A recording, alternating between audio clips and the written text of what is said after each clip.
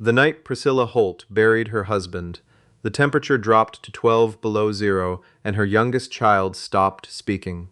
She had not planned to still be in Montana by November. She had not planned for any of this. Not the claim jumping, not the fever that took Daniel in 4 days flat, not the three children sleeping in a wall tent with a cast iron stove that ate through firewood faster than she could split it. She had planned once to have a proper house with glass windows and a parlor and a garden in the back where she would grow sweet peas. But plans have a way of dissolving in the West. The land takes them and says nothing. Daniel had been a good man, not a careful one, but a good one. He had brought them out from Indiana on a promise. Land in the Gallatin Valley, timber, a creek that ran clean year-round, 60 acres that a man named Dillard Pruitt had sold him in a letter for $400. What he had not told Daniel was that the deed was contested, that Pruitt had no legal right to sell it, and that by the time the Holts arrived in Subambard, there was already another man's cattle grazing on the north pasture. Daniel had argued. He had written letters. He had ridden into town 3 times to speak to the land office and come back each time looking older. The fever came in October. By the 1st of November, Priscilla was a widow at 24 years old, standing at a mound of turned earth with her 3 children beside her. Hazel, who was 7 and understood too much. Thomas, who was 5 and understood just enough to be frightened, and little Orrin, who was 3, and who had not said a word since the morning his father died. The tent was not built for winter. Daniel had planned to have walls up before the cold came. He had not managed it. Now Priscilla had 2 wool blankets, a quarter cord of wood, a crate of provisions that would last perhaps 3 weeks, and no idea what came next. She tried to sleep that first night after the burial, but the wind came through the canvas in a way that sounded like breathing, low and patient, and she lay there listening to it and thinking that she had never in her life felt so completely alone. She had no family within 1,000 miles. The nearest town, Garnet Creek, was 6 miles south through terrain that was passable on horseback, but brutal on foot. She had 1 horse left, Daniel's bay mare, Duchess, who was getting old and had developed a troubling cough in the cold. She had no money that she could put her hands on. Daniel had kept what little they had in a tin box, and when she searched for it after he died, she found it empty. She did not know what he had done with it. She suspected Pruitt had gotten more from him than just the $400, but there was no way to prove it now. The children ate that night. Priscilla did not.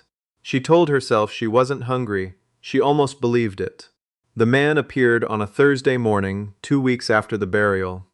Priscilla had been outside in the gray early light, trying to split wood. Her hands were not built for an axe. She had blisters on both palms that had broken and were healing badly in the cold. But she had no choice. The wood didn't split itself. She heard Hazel say something sharp from inside the tent, and then a stillness that didn't feel natural, and she turned around with the axe still in her hand. He was standing at the edge of the tree line, maybe 40 feet away. She had not heard him come. That was the first thing that struck her, that a man that size could move without making a sound. He was tall, broad through the shoulders, dressed in elk hide and wool, with a beard that had grown past any civilized notion of grooming. He had a rifle on his back and a brace of rabbits in his left hand, and he was looking at her the way a person looks at something they are still deciding how to feel about. Priscilla did not lower the axe. "Morning," he said. His voice was low, unhurried, the kind of voice that had gotten used to speaking only when necessary. "Who are you?" she said. "Name's Aldrich Shaw." He didn't move any closer. He seemed to understand that she needed the distance. "I've got a cabin 3 miles north, up past the ridge. I've been watching the smoke from your tent for a couple weeks now." He paused. "Saw the grave. You were watching us? Not the way you mean it." He held her gaze steadily. "I wanted to make sure you were managing. I wasn't sure you were." It was such a plain thing to say that she didn't know what to do with it. Most men would have dressed it up, made it sound like neighborly duty or Christian charity. He had just said the thing that was true. "We're managing," she said. He looked at the axe in her hands. He looked at the small stack of split wood by the tent flap. He looked at the canvas that was flapping at the corner where a stake had pulled loose in last night's wind. He didn't say anything about any of it. "I have more rabbits than I can use," he said instead, and held up the brace. "If you want them." Priscilla looked at him for a long moment. She had been raised to be careful. Her mother had told her, more than once, that kindness from strangers always had a price attached to it. But her children had not had fresh meat in 4 days, and Thomas had asked her that morning whether they were going to freeze, and she had not been able to answer him the way a mother should be able to answer that question. "All right," she said. He set the rabbits down at the tree line, and then he did something she hadn't expected. He turned and walked back into the trees without another word. He didn't come to the tent. He didn't try to introduce himself to the children. He left the rabbits, and he left. She stood there in the cold for a moment, not sure if she was relieved or unsettled or something she didn't have a word for yet. Then she picked up the rabbits and went inside to feed her children. He came back the next morning with a load of split firewood on a sledge. Priscilla came out of the tent to find him stacking it against the side canvas without having knocked or called out first, and her first instinct was irritation. She hadn't asked for this, hadn't agreed to this, but then she looked at the stack growing beside the tent and thought of the night before, how the stove had burned through what little she had left, and she had lain awake wondering how she was going to manage another week. "I didn't ask for that," she said. "No," he said. He kept stacking. "I can't pay you, I know." She watched him for a moment. "Mr. Shaw, what is it you want?" He set the last piece of wood down and turned to look at her. He had a direct way of looking at a person, not aggressive, just present, like he wasn't performing anything. "Nothing," he said. "You've got children in that tent, and winter's only getting started. I've got more wood than I need, and I'm 3 miles away with nothing but time." He picked up the empty sledge rope. "That's all there is to it." Priscilla did not believe that anything was ever that simple. She had learned that the hard way, but she also looked at the wood, and she thought of Thomas and Orrin and Hazel, and she said nothing more. He came back the following morning with venison. The morning after that, he fixed the stake that had pulled loose on the tent corner without being asked, and replaced the canvas tie that had rotted through with a length of new rope. Hazel watched him from inside the tent flap. She was 7 and she watched everything. That afternoon, when Priscilla was sorting through their provisions, Hazel said, "I like him." "You don't know him," Priscilla said. "I know he fixed the rope," Hazel said. "Daddy was going to fix it." Priscilla had no answer for that, so she said nothing. It was Orrin who broke first. He had not spoken a word in 3 weeks. Priscilla had started to wonder, with a kind of quiet terror she wouldn't look at too directly, whether he might not speak again. He ate, he slept. He followed his older siblings around with solemn eyes, but he was somewhere else, somewhere she couldn't reach him. Aldrich Shaw had come by that morning with a portion of salt pork and a small sack of cornmeal, and he was crouching down to set them inside the tent flap when Orrin came and stood beside him. Priscilla watched from a few feet away. Aldrich didn't make a fuss of it, didn't talk baby talk, didn't reach for the boy or try to engage him. He just stayed crouched there, unhurried, and after a moment he turned his head and looked at Orrin the way you might look at a deer that's wandered close and you don't want to spook. Orrin reached out and touched the fringe on Aldrich's elk hide coat. "What's this?" Orrin said. His voice was rusty with disuse, rough and small. Priscilla felt something unlock in her chest so abruptly that she had to look away. "Elk hide," Aldrich said. "Cut the fringe myself." "Why?" "Mostly habit," Aldrich said. "My mother's people made their coats that way." Orrin considered this seriously. "Does it keep you warmer?" "Not especially," Aldrich said, "but it looks good." And Orrin, for the first time in 3 weeks, laughed. It was a small sound and brief, but it was real. Priscilla had to go behind the tent for a few minutes after that. She told herself it was to check on Duchess. She stood in the cold with her hand on the mare's neck and let herself shake once, just once, before she put it away. She learned gradually that Aldrich Shaw was a man with a history he didn't advertise. He had come to the Gallatin Valley 8 years ago from somewhere in the Bitterroot. He told her one evening when she had invited him to share the supper she made with his provisions. The first time she'd allowed that, the first time they'd sat together as something more than a transaction. He had built the cabin himself over the course of 2 winters. He ran a trap line from October through February, and he traded the pelts in Garnet Creek, enough to buy what he needed and nothing else. "You don't want more than that?" Hazel asked. She had no sense of what questions weren't appropriate to ask adults, which Priscilla usually found exasperating, and this evening found disarming. Aldrich considered the question as though it deserved a real answer. "I had more once," he said. It wasn't simpler. He looked at Hazel. "Your father? He was a man who wanted more? He wanted a house," Hazel said, "with glass windows." "That's a reasonable thing to want," Aldrich said. "He didn't get it." "No," Aldrich said. "Sometimes people don't." It was the bluntest thing any adult had said to Hazel about her father's death, and Priscilla waited for the grief to hit her daughter's face.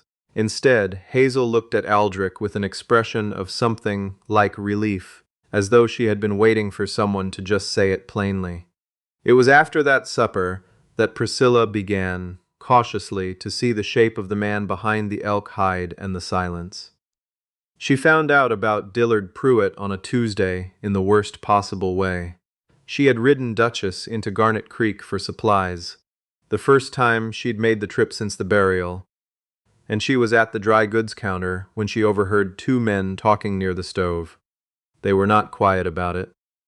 Men like that never were, in her experience.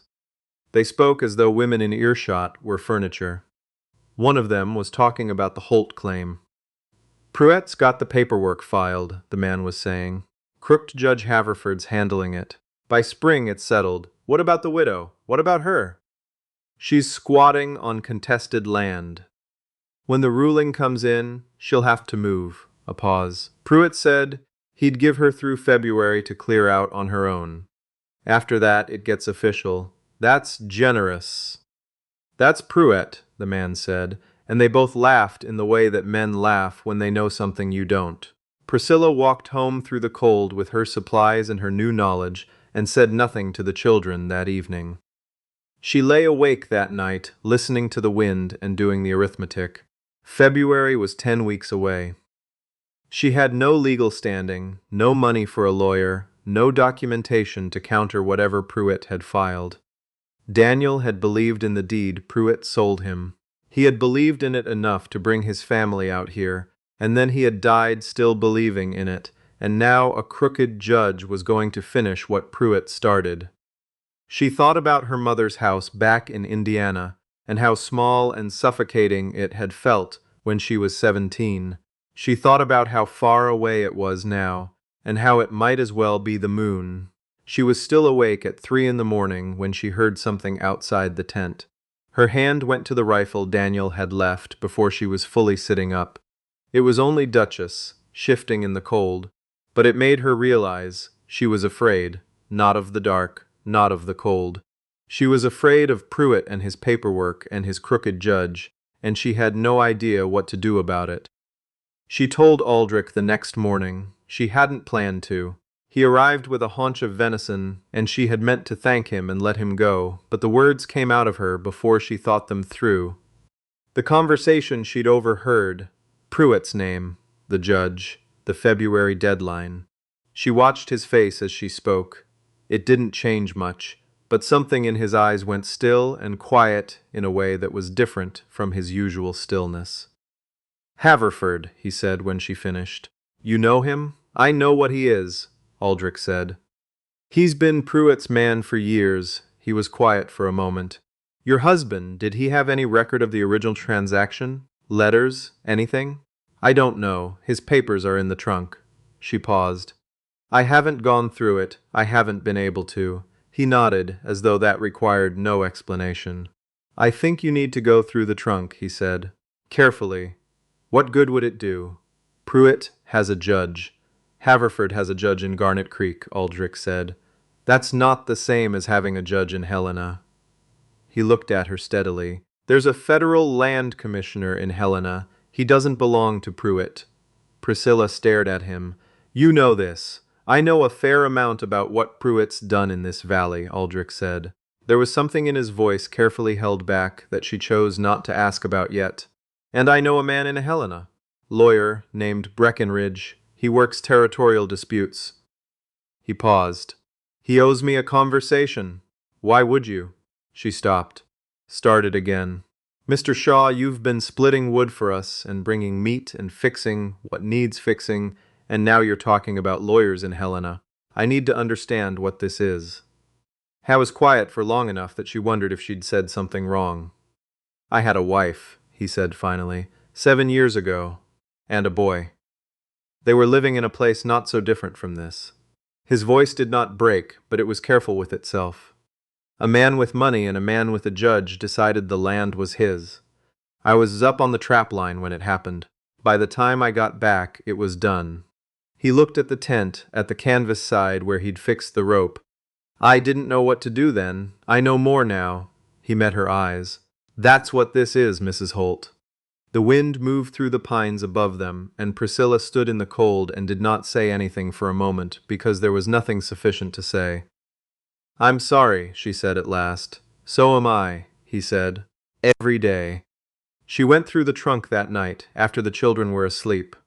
She sat on the floor of the tent with a lamp, and Daniel's papers spread around her, and she went through everything.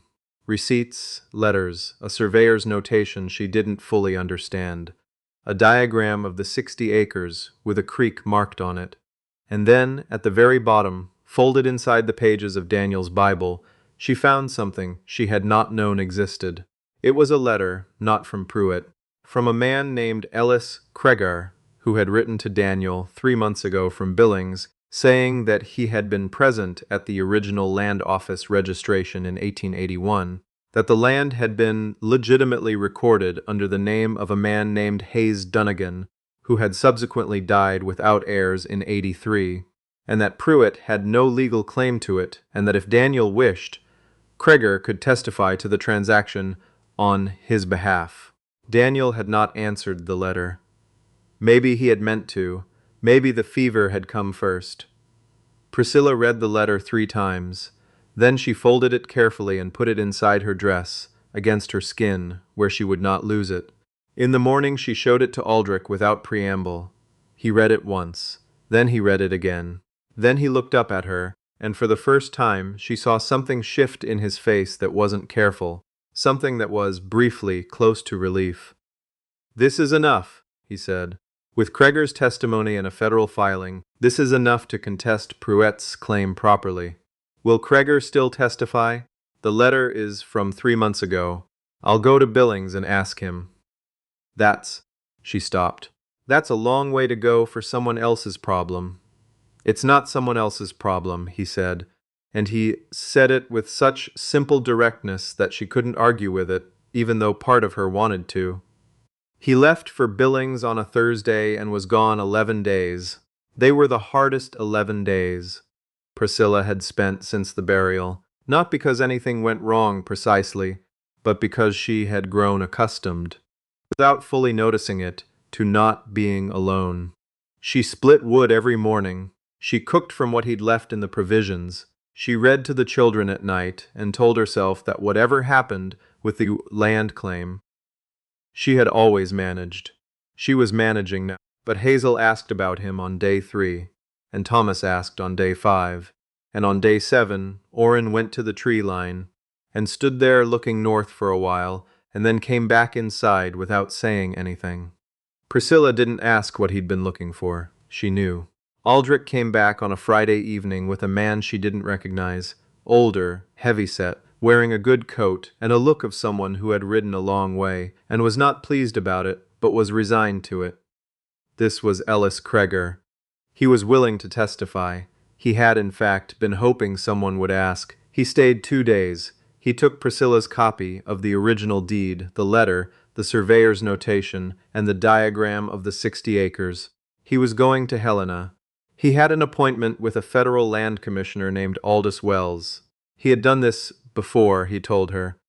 Pruitt was not the first man in the territory to think a crooked county judge was the same as the law. "How long will it take?" Priscilla asked. "Spring," Kreger said. "Maybe early summer. And until then?" He looked at her with the frankness of a man who had spent his life in courtrooms. "Until then, Pruitt has a county ruling, and you have a tent." He paused. "But you also now have a federal filing, which means if he moves to evict you, he's obstructing a federal process. That changes his calculation." It did not give her everything she wanted, but it gave her something to stand on. After Kreger rode out, she stood in the cold and felt the strange, provisional nature of hope. How it wasn't safe exactly, but it was lighter than what came before it. Aldrich was beside her. She hadn't told him to stay. He had simply not left. "Thank you," she said. She meant it to be simple, but it came out with more weight than she expected. He was quiet for a moment. Then, "I'll be needing to head up and check the trap line tomorrow. I've neglected it." "Of course, but I'll come by after." She looked at him. He was looking at the tree line, at the long blue shadows the pines were throwing across the snow in the late afternoon light. "The children will want to know you're back," she said. "I know." A small pause. "I'll bring something for supper." It was such an ordinary thing to say, and she was so tired of extraordinary difficulties that ordinary things had begun to feel like a kind of grace. "All right," she said. The ruling came in April, 6 weeks after the snow began to recede from the south slope. It came in the form of a letter from Ellis Kreger, forwarded through the Garnet Creek post office, official language on federal stationery, the seal of the Territorial Land Commissioner pressed into the wax. The Holt claim was upheld. The 1881 registration was valid. Dillard Pruitt's filing was rejected on the basis of fraudulent original documentation. Judge Haverford was being referred to the territorial bar for review. Priscilla read the letter standing in the yard. In her yard, on her land, in the April mud, with the creek running loud somewhere to the east, and the smell of pine and melt in the air, and she stood there long enough that Hazel came out and asked her what it said. She read it to all three of them, sitting on the ground in the mud, not caring. Thomas listened with tremendous seriousness. Orrin asked if it meant they were staying, and she said yes. And he nodded as though this was the correct answer to a question he'd been asking for a long time. Aldrich came by that afternoon. She showed him the letter. He read it in that careful way he had.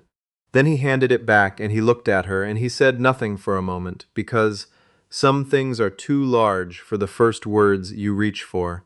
"You'll need to break ground soon if you want a kitchen garden before June," he said finally. She looked at him, at the lines around his eyes, at the deliberate stillness he wore like a second coat, at the man underneath it. "I don't know how to build a house," she said. "I do," he said. "It'll take all summer. I don't have anywhere else to be." She thought of the glass windows she'd imagined, back when she was a young woman in Indiana who thought the future was something you could plan for. She thought of Daniel, who had believed in promises and paid for it. She thought of Orrin's voice, that first rusty word in 3 weeks, and Hazel's relief at being spoken to plainly, and Thomas's face when he finally slept a whole night without waking up afraid. She thought of herself, at 24, learning what she was made of in the hardest school available. "All right," she said.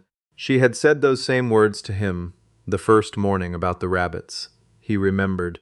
She could see it in his face, and somewhere in that small exchange, in the way he looked at her and she looked back and neither of them looked away, something was decided. Not dramatically, not in the way it happened in the stories women passed around back home. Quietly, the way permanent things tend to happen. They broke ground on the house in May. The walls were up by July. By September there was a roof, and the first snow fell on something solid, something real, and inside, 3 children ate supper at a proper table, and a lamp burned in a window, and outside the wind moved through the pines the same as it always had, patient, indifferent, ancient, but it moved around them now, not through them. That was the difference. That was all of it, and it was enough.